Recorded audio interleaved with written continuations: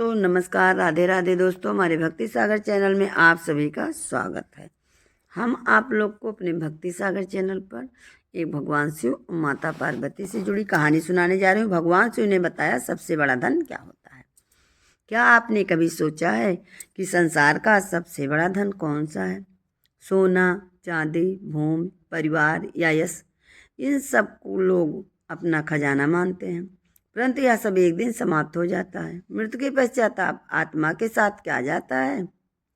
यही प्रश्न देवी पार्वती ने स्वयं भगवान शिव से किया और तब महादेव ने उन्हें ऐसा रहस्य बताया जिसे जानकर हर इंसान के जीवन बदल जाएगा।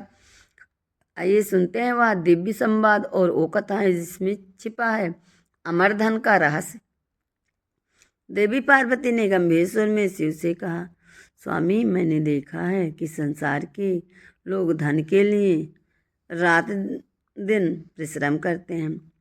कोई स्वर्ण रत्न इकट्ठा करता है, कोई भूमि संपत्ति, कोई परिवार और कोई संतान को ही सबसे बड़ा धन मान लेता है।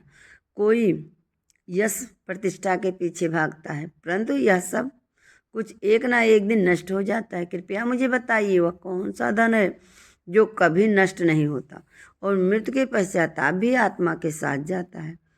शिव जी बिल्कुल शांत दृष्टि से पार्वती की ओर देख रहे थे और बोले, हे देवी, आपका प्रश्न अत्यंत गूढ़ है।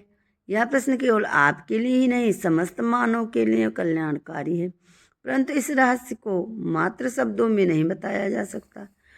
यदि मैं अभी आपको उत्तर दे दूं तो उसकी गहराई का अनुभव आप नहीं कर पाएंगे। इसीलिए आपको कुछ प्रसंग सुनाऊंगा, राजाओं, राशियों और सामान्य लोगों के जीवन से जुड़ी प्रसंग। इसी कथाओं के माध्यम से आप समझ पाएंगे कि कौन सा धन ऐसा है जो कभी नष्ट नहीं होता और जो मृत्यु के बाद भी आत्मा का सहारा बना रहता है। पार्वती जी की जिज्ञासा और बढ़ गई। उन्होंने हाथ जोड़ करके कहा, स्वामी, तब तक मैं आज वही कथाएं सुनना चाहती हूँ। कृपया करके मुझे उस अमर धन का रहस्य कथा के माध्यम से बताइए। भोलेनाथ ने मंद मुस्कान के साथ उत्तर दिया, ठीक है, सुनो, मैं तुम्हें पहली कथा सुनाता हूँ। ऐसे राजा की जिसके पास अपार वैभव था, फिर वह अधूरा था क्योंकि उसने सच्चा धन नहीं पाया था। शिव जी बोले, देवी, बहुत समय पहले एक राजा हुआ जिसका नाम सुदर्शन। उसके राज में वैभव की कोई कमी नहीं थी। सोना चांदी के भंडार, अनगिनत रतन, विशाल सेना, सुंदर महल, सैकड़ों सेवक और प्रजा का आदर, सब कुछ उसे प्राप्त था। उसके सिंहासन पर बैठते ही पूरा दरबार झुक जाता था और वह रथ पर निकलता तो नगरवासी पुष्प की वर्षा करते। परंतु देवी, उस राजमहल की चकाचौंध के पीछे एक गहरा अंधकार छिपा था। रात के सन्नाटे में जब सब सो जाते तब सुदर्शन का मन बेचैन हो उठता। वह अपने कच्छ की खिड़की से आकाश की ओर देखता और सोचता, इतना वैभव, इतना यश, फिर भी मेरे मन को शांति क्यों नहीं मिलती है? यह खालीपन कौन सा है जो सब कुछ होते हुए भी मुझे खाए जा रहा है? एक दिन उसने अपने सभासदों से कहा, मुझे बताओ सबसे बड़ा धन क्या है? सोना, चांदी, पुत्र पुत्री या प्रजा? सबका प्रेम। सभी ने अपनी अपनी राय दी। किसी ने कहा, स्वामी, सोना सबसे बड़ा धन है क्योंकि उससे सब कुछ खरीदा जा सकता है। किसी ने कहा, नहीं महाराज, संतान ही उससे सबसे बड़ा धन है क्योंकि वही वंश को आगे बढ़ाता है। कोई बोला, प्रजा का सम्मान ही सबसे बड़ा धन है क्योंकि उसके बिना राजा अधूरा है। राजा सुदर्शन ने सबकी बातें सुनी, लेकिन उसके मन को शांति नहीं मिली। उसी रात उसने सपना देखा। स्वप्न में उसे एक वृद्ध साधु दिखाई दिया जिसका चेहरा तेजस्वी था।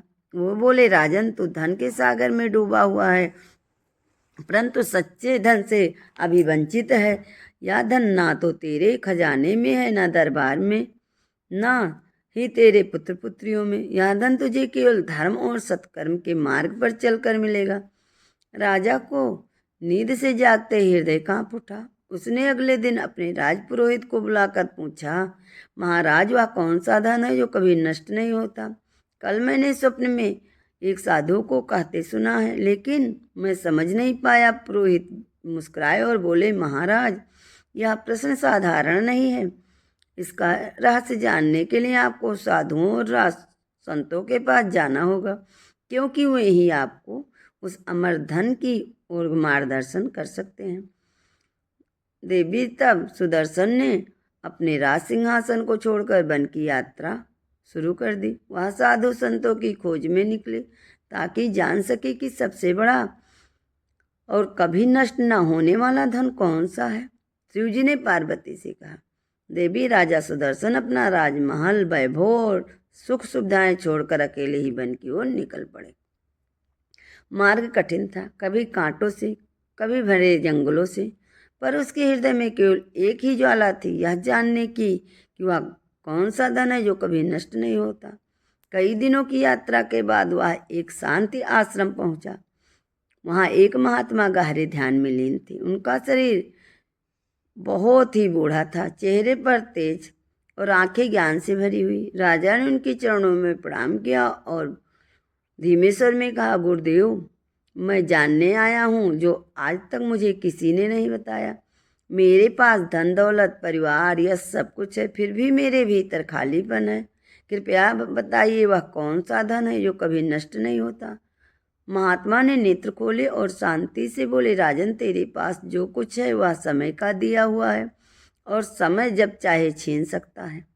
सोना चांदी चोर ले जा सकते हैं, राजपाट विद्रोह से छीन सकता है, संतान की मृत्यु से दूर हो सकती है, यश बदनामी से मिट सकता है, किंतु एक धन ऐसा है जिसे न समय छीन सकता है, न मृत्यु, न ही तेरे साथ, वही तेरे साथ जाएगा जब यह शरीर मिट्टी में मिल जाएगा।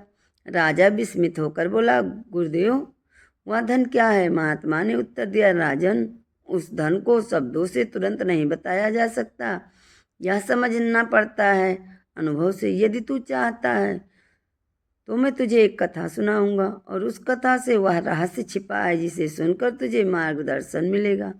राजा ने हाथ जोड़कर बोला, गुरुदेव, कृपया कर वह कथा सुनाइए, मेरे जीवन का उद्देश्य यही है। महात्मा ने मुस्कुराकर कहा, सुनो राजन, यह कथा है एक ऐसे व्यापारी की जिसके पास धन सब कुछ त्याग दिया था, परंतु अंत में समझ पाया कि सबसे बड़ा धन कुछ और ही है। महात्मा बोले, राजन, एक नगर में वैभव नाम का व्यापारी रहता था। उसके पास अपार धन संपत्ति थी, सोना चांदी भंडार, नौकर चाकर।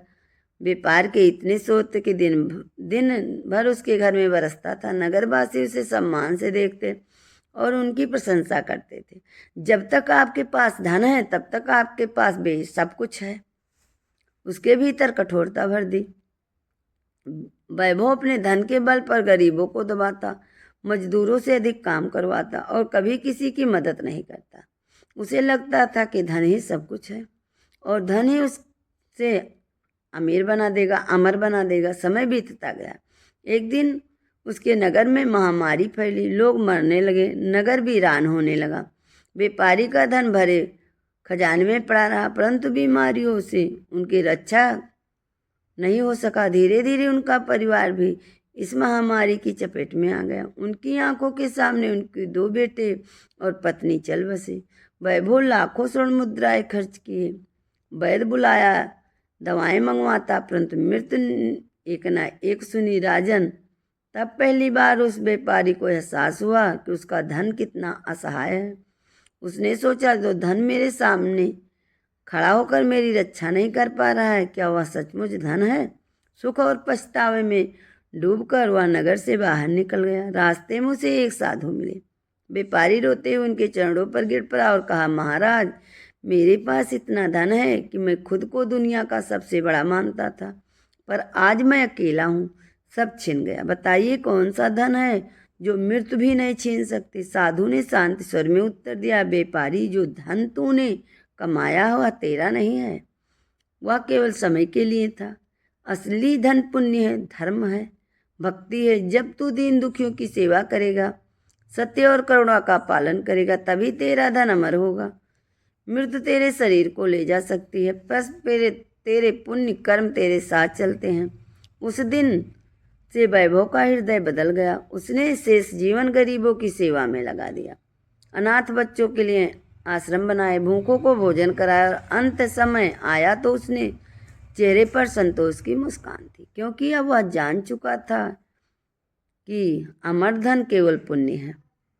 महात्मा ने कथा समाप्त कर राजा से कहा, राजन, उस व्यापारी ने सब कुछ खोकर यह सत्य पाया है, पर तुझे यह सत्य साधु संतों के वचन से मिल रहा है। सोच, अगर तू इसे समझ ले तो तेरे जीवन का अर्थ कितना ऊंचा हो सकता है। शिवजी बोले, देवी, जब महात्मा ने व्यापारी की कथा सुनी तो राजा सुदर्शन कुछ देर तक मौन बैठा रहा।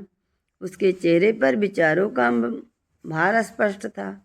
फिर उसने हाथ जोड़कर कहा, गुरुदेव, आपकी कथा मेरे हृदय को झकझोर दिया।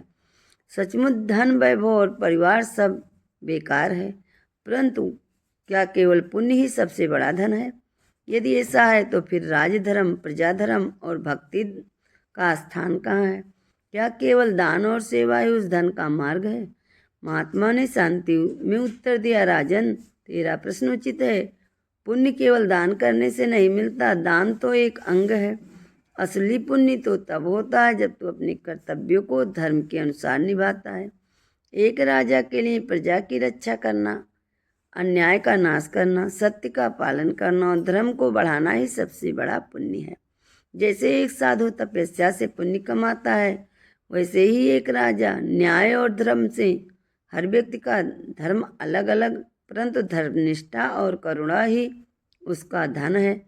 राजा ने पुनः पूछा, गुरुदेव, यदि पुण्य ही अमर धन है तो क्या इसका फल मृत्यु के बाद भी आत्मा को मिलता है?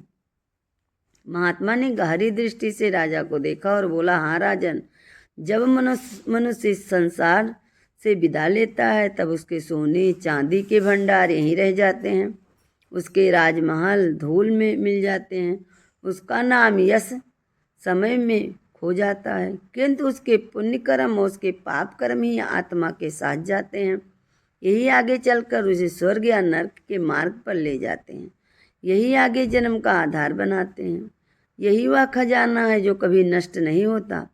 राजा सुदर्शन के हृदय में एक नई जागृति हुई। उसने कहा, गुरुदेव, यदि ऐसा है तो मुझे अब यह मार्ग पूरी तरह समझना होगा। कृपया करके मुझे और कथाएं सुनाइए, जिससे मैं इस सत्य को हृदय से उतार सकूं और फिर अपनी प्रजा को भी इसका उपदेश दे सकूं। महात्मा मुस्कुराए और बोले, राजन, तेरी यह प्यास ही तुझे इस अमर धन के निकट ले जाएगी। अब यह सुनकर मैं तुझे अगली कथा सुनाता हूँ, एक ऐसे ऋषि की जिसने गरीबी में रहते हुए भी इतना अमर धन से अर्जित किया है। आज तक उसका नाम लोकों में गूंज रहा है। महात्मा ने राजा से कहा, राजन, बहुत समय पहले हिमालय में एक कंदरान में गौतम नामक ऋषि तपस्या करते थे। उनका जीवन अत्यंत साधारण था। न उनके पास महल थे, न सेवक, न सोना, न चांदी। एक छोटा सा आश्रम था और कुछ शिष्य। वे अपने हाथों से कुटिया बनाते, फल फूल और जड़ी बूटियां खाते और बाकी समय तप व वेदा ध्यान में लगाते। उनकी पत्नी अहिल्या भी साधना में, सेवा में लगी रहती थी। गरीबों को अन्न देते, थके हुए यात्रियों को जल पिलाती, बीमारियों की देखभाल करती। ऋषि गौतम कहते, पुत्रों, संसार का वैभव क्षण है। यदि कुछ अमर है तो वह सत्य, करुणा और धर्म, यही असली धन है। देवी, समय का चक्र घूमता है। एक बार उस प्रदेश में भयंकर अकाल पड़ता है। लोग भूख से तड़पने लगते हैं, पशु पंछी मरने लगे। जिनके पास धन था वे भी अन्न न मिलने से व्याकुल थे, परंतु ऋषि गौतम ने अपने छोटे से आश्रम का भंडार खोल दिया। उनके पास जितना था सब गरीबों में बांट दिया। वे स्वयं फल और कंदमूल खाकर दिन गुजारते, परंतु किसी भूखे को खाली हाथ नहीं लौटाते। एक दिन उनके शिष्य ने कहा, गुरुदेव, आप सब बांट दिया, अब हम क्या खाएंगे? क्या यह उचित है? ऋषि ने मुस्कुराते हुए कहा, बेटा, जो धन दूसरों की भूख मिटाने में काम आए वही धन अच्छा है। यदि हम मर भी जाएं तो कोई बात नहीं है, परंतु जिनके प्राण बचेंगे उनका आशीर्वाद ही हमारा अमर खजाना बनेगा। देवी, समय बीतता और अकाल समाप्त हुआ। लोग बच गए। सबने देखा, जो परिवार भूखों को भोजन कराता है वही सबसे बड़ा माना गया है। राजाओं का सोना, व्यापारियों का खजाना सब धूल में मिल गया, परंतु ऋषि गौतम का नाम आज भी अमर है, क्योंकि उन्होंने वह धन कमाया जिसे मृत्यु भी छीन नहीं सकती। धर्म और करुणा से अर्जित। महात्मा ने राजा सुदर्शन से कहा, राजा देखो, ऋषि के पास वैभव नहीं था, उसके पास अमर धन नहीं था। यही वह खजाना है जो आत्मा के साथ जन्म जन्मांतर तक रहता है। राजा की आंखों में चमक आ गई। उसने कहा, गुरुदेव, अब मैं समझने लगा हूँ कि यह धन भौतिक नहीं, परंतु अभी भी मेरे मन में कई प्रश्न हैं। क्या हर स्थिति में केवल पुण्य ही मनुष्य का सहारा बनता है? क्या कोई उदाहरण ऐसा है जहाँ किसी पुण्य ने मृत्यु के बाद भी उसका उद्धार किया हो? महात्मा मुस्कुराए और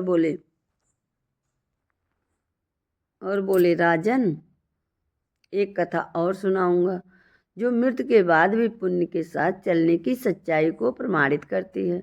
महात्मा ने कहा, राजन, एक नगर में धर्मपाल नामक वैश्य रहता था। वह साधारण व्यापारी था, परंतु उसका हृदय बहुत विशाल था। उसकी आदत थी कि वह अपनी कमाई का एक हिस्सा प्रतिदिन भूखे साधुओं को, जरूरतमंदों के लिए अलग रखता था। नगर में कोई भी भूखा नहीं सोता, क्योंकि धनपाल का घर सभी के लिए अन्न का द्वार था।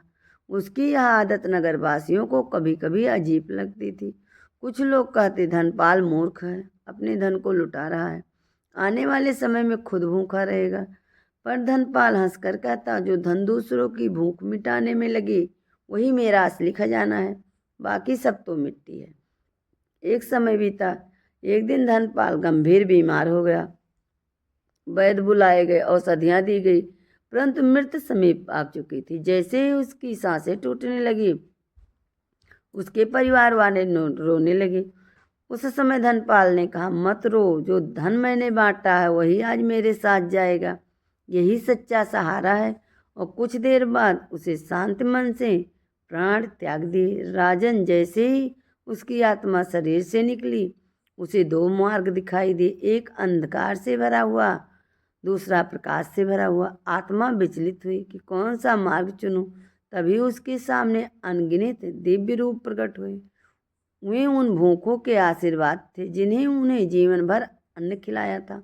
वे बोले, धनपाल, मत डर, तेरे पुण्य ही तेरा मार्ग दर्शन करेंगे, हम तुझे स्वर्ग तक ले चलेंगे। धनपाल की आत्मा प्रकाशमय मार्ग पर बढ़ती गई और देवदूतों ने उनका स्वागत किया।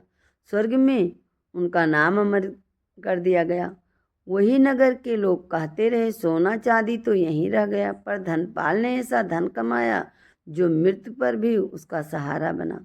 महात्मा ने कहा, राजन, यही प्रमाण है कि मृत्यु के बाद पुण्य ही आत्मा के साथ जाता है। धन, परिवार, यश सब यहीं रह जाते हैं, पर धर्म और सत्कर्म जन्म जन्मांतर तक आत्मा के साथ रहते हैं। राजा सुदर्शन की आंखें श्रद्धा से भर गई। उसने कहा, गुरुदेव, अब मुझे समझ आने लगा कि असली खजाना कहाँ है। लेकिन क्या यह मार्ग केवल दान देने से ही बनता है? राजा अपने कर्तव्यों का पालन करके भी इतना अमर धन कमा सकता है, अर्जित कर सकता है? यह बहुत बड़ा प्रश्न है। इसका उत्तर मैं तुझे एक और कथा से दूंगा। राजा ने ऐसे ही जितने धर्म पालन करने की अमर धन अर्जित किया। महात्मा बोले, राजन, अब सुनो एक ऐसे राजा की कथा जिसके राज सिंहासन पर रहते हुए अमर धन अर्जित किया। यह कथा है मिथिला के राजा जनक की, जिन्हें लोग विदेह भी कहते हैं। जनक के पास अपार वैभव था। सोने से गढ़े महल, सैकड़ों रथ घोड़े, अनगिनत सैनिक और विद्वानों का विशाल दरबार। लेकिन उनकी सबसे बड़ी विशेषता ये थी कि वे हर निर्णय धर्म और न्याय के अनुसार लेते थे। एक बार उनके राज्य में अकाल पड़ गया, प्रजा भूखी मरने लगी। तभी मंत्री और दरबारी बोले, महाराज, अपने खजाने को बचाइए, वरना राज की आर्थिक शक्ति भी खत्म हो जाएगी। परंतु जनक ने कहा, राजा का खजाना तभी सार्थक है जब वह प्रजा के काम आए। अगर मेरी प्रजा भूखी है और मैं खजाने की रक्षा करूं, तो यह मेरा सोना मेरे लिए अभिश्राप है। उन्होंने राजभंडार खोल दिए और अनाज धन सब प्रजा में बांट दिया। स्वयं को उनका परिवार साधारण भोजन पर रहने लगे। राजा जनक की यह नीति देखकर ऋषि ने कहा, राजन, तुम्हारे खजाने में जो सोना चांदी था वह नश्वर है, परंतु तुम्हारे धर्म और न्याय से जो पुण्य हुआ वही अमर है, वही धन है जो मृत्यु के बाद भी तुम्हारे साथ जाएगा। देवी, एक और प्रसंग है। एक दिन दरबार में किसी ने राजा जनक से पूछा, महाराज, अपार वैभव और शक्ति रखते हुए भी इतने निर्मल कैसे रहते हो? आपको कभी डर नहीं लगता? यह सब नष्ट हो जाएगा। जनक मुस्कुराए और बोले, क्यों, मैं जानता हूँ यह सब मेरा नहीं है, यह समय का दिया हुआ है, यह जब चाहे छीन सकता है। मेरा असली खजाना धर्म और न्याय है, जो कोई छीन नहीं सकता। राजन, यही कारण था कि जनक का नाम आज तक अमर है। उसके खजाने तो समय की धूल बन गए, परंतु उसकी धर्मनिष्ठा, न्याय प्रियता ही उनका अमर धन बनी। महाराजा सुदर्शन से कहा, देखो राजन, एक राजा का धर्म है प्रजा की रक्षा करना और न्याय करना, यही उनके लिए सबसे बड़ा पुण्य है। यही धन मृत्यु के पार भी उसका सहारा बनता है। राजा सुदर्शन ने गहरी सांस ली और कहा, गुरुदेव, मुझे समझ आ रहा है कि अमर धन अलग अलग व्यक्ति के लिए अलग अलग कर्तव्यों से बनता है। व्यापारी के लिए दान और सेवा, ऋषियों के लिए तप और करुणा, और राजा के लिए धर्म पालन। किंतु क्या इस मार्ग पर चलने के लिए केवल कर्म ही आवश्यक है या भक्ति भी उतनी ही जरूरी है? महात्मा मुस्कुराए और बोले, राजन, बहुत गूढ़ प्रश्न किया है तूने। कर्म और भक्ति दोनों मिलकर अमर धन का निर्माण करते हैं। इसे तुझे समझने के लिए अब मैं तुझे एक भक्त की कथा सुनाऊंगा, जिसने साधारण जीवन जीते हुए भक्ति में इतना धन अर्जित किया कि देवता भी उसका सम्मान करते हैं। महात्मा बोले, राजन, तूने ठीक पूछा, क्या भक्ति भी अमर धन का मार्ग है? अब सुनो, मैं तुझे एक बालक की कथा सुनाता हूँ, जिसकी भक्ति से वह धन अर्जित किया और आज भी अमर है। वह बालक था ध्रुव। ध्रुव एक राजकुमार था, परंतु उसे उसकी सौतेली माता ने तिरस्कार दिया। वह सिंहासन का अधिकारी होते हुए भी अपमानित होकर रो पड़ा। उसकी माँ ने समझाया, बेटा, यदि तुझे सच्चा सहारा चाहिए तो केवल भगवान की शरण में जा, वही तुझे वह खजाना देंगे जिसे कोई छीन नहीं सकता। राजन, उस छोटे से बालक ने महल छोड़ दिया और घने वन में चला गया। वहाँ उसने तपस्या शुरू कर दी। ना दिन की परवाह न रात की, कभी पत्ते खाकर कभी जल पियाओ, अंत में केवल प्राण वायु पर ही टिक गया। उसकी अटूट भक्ति से भगवान विष्णु को प्रसन्न कर दिया। वे उसके सामने प्रकट हुए और बोले, भक्त ध्रुव, मांगो, क्या वरदान चाहिए? ध्रुव ने हाथ जोड़कर कहा, प्रभु, मुझे ऐसा धन दीजिए जो कभी नष्ट न हो, जो मुझे अस्थायी पहचान दे। भगवान विष्णु ने मुस्कुरा कर कहा, तुझे आकाश में वहाँ स्थान देंगे जहाँ कभी क्षय नहीं होगा। आज से तू ध्रुव तारा कहलाएगा और युगों युगों तक अमर रहेगा। राजन, देखो, एक छोटा सा बालक जिसने धन दौलत, राज और सिंहासन सब ठुकरा दिया, उसने भक्ति के बल पर अमृत पाली। यही है असली धन, भक्ति और ईश्वर का प्रेम। यह धन किसी को दिखाई नहीं देता, परंतु जब यह मिलता है तो आत्मा शाश्वत हो जाती है। महात्मा ने आगे कहा, राजन, यही कारण है कि संत और भक्त कहते हैं कि सोना, चांदी, सत्ता और परिवार सब क्षणिक है, परंतु भक्ति और धर्म ही शाश्वत धन है। ध्रुव की तरह जिसने भक्ति को अपनाया, उसका नाम आज तक अमर है। बोले विष्णु भगवान की जय, बोले भोलेनाथ की जय।